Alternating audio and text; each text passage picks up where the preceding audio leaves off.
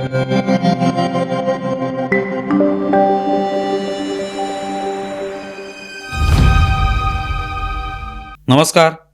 News डंकामध्ये मी महेश विचारे आपल्या सगळ्यांचं मनपूर्वक स्वागत करतो. मित्रांनो, कल्याण डोंबिवली महानगरपालिकेचे निकाल महायुतीच्या बाजूने लागले. किंबहुना महायुतीने या पालिकेत दणदणीत विजय मिळवला. एकनाथ शिंदे यांच्या शिवसेनेने 53 जागी यश मिळवलं तर भाजपला 50 जागा जिंकता आल्या. 122 नगरसेवकांची क्षमता असलेल्या या पालिकेत बहुमत आहे ते 62. त्यामुळे कोण आपला महापौर करतो याकडे सर्वांचं लक्ष आहे. त्यातच एकनाथ शिंदे यांच्या शिवसेनेला मनसेने पाठिंबा दिल्याची बातमी समोर आली. आता त्यावर प्रतिक्रिया येऊ लागल्यात की हा स्थानिक पातळीवरच्या नेत्यांचा निर्णय आहे, कारण ही स्थानिक पातळीवरची निवडणूक आहे, आमच्या पक्षप्रमुखांचा निर्णय नाही. खरं तर भाजप आणि एकनाथ शिंदे यांची शिवसेना यांच्यात महापौर कोण होणार यावरून काही मतभेद असतील तर एक वेळ मान्य करण्यासारखं आहे, कारण ते दोन्ही पक्ष राज्यात एकत्र आहेत. या निवडणुकीतही बहुतांश महानगरपालिकात ते एकत्र होते. पण मनसेसारखा पक्ष एकनाथ शिंदे यांच्या शिवसेनेला पाठिंबा देतो हे आश्चर्य वाटण्यासारखेच आहे. उबाटाचे खासदार संजय राऊत यांनी मनसेचं हे पाऊल चिंताजनक असल्याची प्रतिक्रिया दिली आहे. त्यांचं म्हणणं आहे, ज्या पक्षाने आमच्याशी गद्दारी केली त्यांच्याशी कोणतेही संबंध कसे काय ठेवता येतील.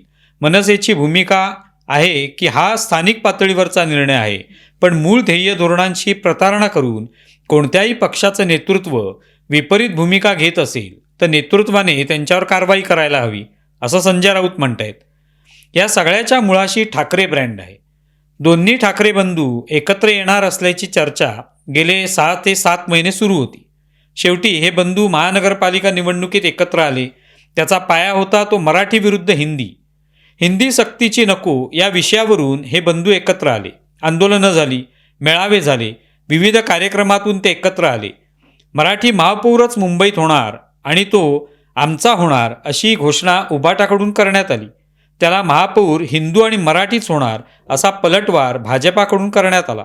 शिवाय या निवडणुकीत ठाकरे बंधू विरुद्ध महायुती असा थेट सामना दिसत होता. काँग्रेस व इतर पक्ष त्यात कुठेही दिसत नव्हते. अशा सगळ्या परिस्थितीत जर मनसेने केवळ निवडणूक निकालानंतर 2-4 दिवसात एकनाथ शिंदे यांच्या शिवसेनेला पाठिंबा देण्याचं ठरवलं असेल तर ठाकरे ब्रँडच्या तत्वाचं काय झालं असा सवाल सर्वसामान्यांच्या मनात येणारच. आता मनसे सोबत आल्यामुळे शिंदे हे भाजपाला कल्याण डोंबिवली महानगरपालिकेत दूर ठेवण्याचा प्रयत्न करत आहेत याचा काही लोकांना आनंद झालाय. पण एकनाथ शिंदे यांचे पुत्र आणि खासदार श्रीकांत शिंदे यांनी भाजपाला दूर ठेवण्याचा प्रश्नच नाही. उलट शिवसेना, भाजपा आणि मनसे असे आम्ही सत्ता स्थापन करू असं त्यांनी सांगितलंय. त्यामुळे इथे प्रश्न शिंदे आणि भाजपाचा नाही तर मनसे आणि उबाटाचा आहे. मनसेने जर वोट चोरीचाही मुद्दा उपस्थित केला असेल तो याच महायुती विरोधात असेल आणि त्यात गाडीवर पुरावे दिले असतील तर मग त्याचं काय झालं असा सवाल लोक विचारणार आहेत. एका बाजूला भाजपावर, एकनाथ शिंदे यांच्यावर, शिवसेनेवर आरोप करायचे, पण सत्ता मिळणार म्हटल्यावर त्यांच्यासोबत जायचं हे कसं काय याचं उत्तरही द्यावं लागेल. केवळ स्थानिक पातळीवरचा निर्णय आहे असं म्हणून चालणार नाही. मग याला 2019चा संदर्भही लोक देतील की तेव्हा उद्धव ठाकरेंनी युतीत भाजपासोबत यश मिळवलं, पण ऐनवेळी ते काँग्रेससोबत गेले आणि मुख्यमंत्री बनले. राज ठाकरेंच्या मनसेची कल्याण डोंबिवलीत अशीच काहीशी अवस्था आहे का असा प्रश्न निर्माण होईल. महत्त्वाचं म्हणजे याच कल्याण डोंबिवली महानगरपालिकेत काही नगरसेवक हे बिनविरोध निवडून आले तेव्हा मनसेच्याच नेत्यांनी सर्वाधिक आक्षेप नोंदवला. अविनाश जाधव हे मनसेचे कार्यकर्ते थेट कोर्टातच गेले. तिथे मात्र त्यांना न्यायालयाने फटकारलं आणि दंडही ठोठावला. याचा अर्थ साफ होता की मनसेला महायुतीतल्या बिनविरोध निवडून आलेल्या नगरसेवकांना विरोध होता. पैशामुळे ते निवडून आले, 5 कोटी 10 कोटी घेतले असेही आरोप केले गेले. मग असे टोकाचे आरोप ज्या पक्षांवर केले गेले त्यांच्यासोबत जाण्याचा निर्णय जर मनसेने घेतला असेल तर त्याबद्दल लोक प्रश्न विचारणारच. या सगळ्या घडामोडींमुळे काही मीडिया मात्र नाराज झालाय आणि अर्थात तो होणारच, कारण याच मीडियाने गेले काही महिने सातत्याने ठाकरे ब्रँडला एक उंची देण्याचा प्रयत्न केला. ठाकरे कुठेही भेटले की त्याच्या चमचमीत बातम्या करायच्या, ठाकरेंच्या प्रत्येक कृतीची दखल घ्यायची. याचं कारण काही करून मुंबई महानगरपालिकेत भाजपाची सत्ता येऊ नये. पण तसं झालं मात्र नाही. भाजपाच नंबर 1 पक्ष ठरला. पण आता त्याच ठाकरे ब्रँडमधील एक तुकडा शिंदे यांच्यासोबत जात असेल तर त्याचा राग येणं स्वाभाविक आहे. एका चॅनलवर अशा महिला पत्रकार पोटतिडकीने मनसेच्या संदीप देशपांडे यांना सवाल विचारत होत्या. कल्याण डोंबिवलीचा निर्णय हा स्थानिक नेतृत्वाचा होता असं उत्तर त्यांच्याकडून देण्यात आल्यानंतर या महिला पत्रकारांचा चेहरा पडला आणि त्यांनी मनसेच्या या निर्णयाबद्दल शुभेच्छा देत एक प्रकारे आपली नाराजी प्रकट केली. ज्या पत्रकारांनी आपण मराठी पत्रकार आहोत त्यामुळे ठाकरे बंधूंच्या मराठीच्या मुद्द्यावर लढायला पाहिजे अशी भूमिका घेतली. त्यातील मनसे हा पक्ष भाजपा आणि एकनाथ शिंदे यांच्यासोबत जात असेल तर ते सहन तरी कसं करायचं. या निवडणुकांच्या आधी ठाकरे बंधूंची एक मुलाखत संजय राऊत आणि महेश मांजरेकर यांनी घेतली होती. त्यावेळी राज ठाकरे म्हणाले होते की आताचं सगळे बिघडलेलं राजकारण पाहिल्यानंतर असं वाटतं की देवी देवता आहेत तरी का. त्यावर संजय राऊत म्हणाले होते की 33 कोटी देव आहेत. तेव्हा राज ठाकरे म्हणाले की असतील तर हे असलं घाणेरडं राजकारण ते का बघत बसलेले आहेत.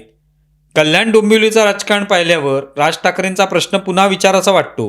हे खरोखरच देव असतील तर त्यांना काय वाटत असेल. मुंब्र्यातील सेहर शेख या नवनिर्वाचित नगरसेविकेचे काही व्हिडिओ सध्या व्हायरल होत आहेत. या तरुणीचे वडील युनुस शेख हे राष्ट्रवादी शरद पवार गटाचे नेते जितेंद्र आव्हाड यांचे पूर्वाश्रमीचे मित्र होते, पण नंतर त्यांच्यात बिनसलं.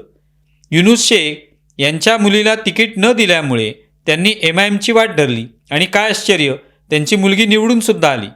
त्यानंतर या मुलीने आव्हाड यांचं नाव न घेता खिल्ली उडवली आणि कैसा हराया असं म्हणत ती हसत असतानाचा व्हिडिओ व्हायरल झाला. युनुस शेख तर आव्हाडांना आव्हान देताना दिसले. हा सगळा प्रकार राजकारणात लाजवेल असाच होता. आपण येत्या 5 वर्षात सगळा मुंब्रा हिरवा करू असंही तरुण नगरसेविका बोलताना दिसून आली. स्वाभाविकच जितेंद्र आव्हाडांवर सगळ्या सोशल मीडियातून टीकेची झोड उठली आहे. ज्यांचं लांगुल चालन केलं ते अखेर आव्हाडांवरच उलटले आहेत अशा प्रतिक्रिया उमटू लागल्यात. याच मतदारसंघात मुस्लिमांनी आव्हाडांना मते दिली, पण आता MIM सारख्या अधिक कट्टर मुस्लिम संघटनेने उमेदवार दिल्यानंतर त्याला निवडून देताना आव्हाड यांना लोकांनी नाकारले. विरोधकांना आपण इथून पळवून लावू अशी भाषाही ही तरुण नगरसेविका करताना दिसते. हा सगळा प्रकार लांगुल चालनाचा आहे. त्याची मर्यादा एवढी ओलांडली गेली आहे की आम्ही तुम्हाला मते दिली, आता आम्ही म्हणू त्याला तिकिटे द्या नाहीतर तुमची खैर नाही असे म्हणण्यापर्यंत मजल गेलेली आहे. हे चित्र लोकशाहीला मारक आहे हे त्या व्हिडिओतून दिसतं. मुस्लिमांच्या लांगुल चालनासाठी कधी सेव गाजासारख्या भूमिका आव्हाड यांनी घेतल्या, पण आता तेच लोक त्यांच्या विरोधात संताप व्यक्त करतायत. आव्हाडांच्या आमदारकीच्या निवडणुकीला याच लोकांनी मदत केली. त्यामागे कारण असेल ते आपल्याला महानगरपालिकेसाठी तिकिटे मिळतील. ते अशा संपुष्टात आल्यावर आता त्यांनी आव्हाडांना डोळे वटारून जाब विचारायला सुरुवात केली. हेच शेवटी अपेक्षित होतं. तुम्हाला व्हिडिओ कसा वाटलाय जरूर कळवा. आमचा व्हिडिओ जास्तीत जास्त लाईक करा, शेअर करा आणि आमचं YouTube चॅनल सबस्क्राईब करा. धन्यवाद.